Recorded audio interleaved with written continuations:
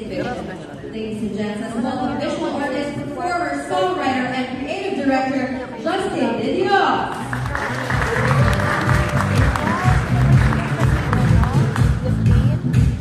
And last but not least, he is a versatile talent who has shown his impressive range in acting, music, and visual storytelling. He has gained recognition for his stellar performances in award-winning projects such as LSS, Too Cool to Be Forgotten, You Are, As If It's True, and Maria Clara at Ibarra. A round of applause, please, for actor, singer, and photography enthusiast Khalil Ramos.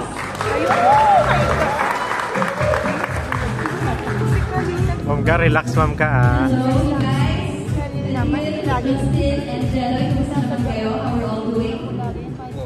Good evening. Do you want to say hi to everyone, Jello? Ikaw muna. Hello sa inyo lahat. Yun, no? Justin? Good evening po. And Khalil? Hello, good evening everyone. Thank you so much for having us. There you have it. How about a round of applause for them once again to kickstart this really exciting conversation?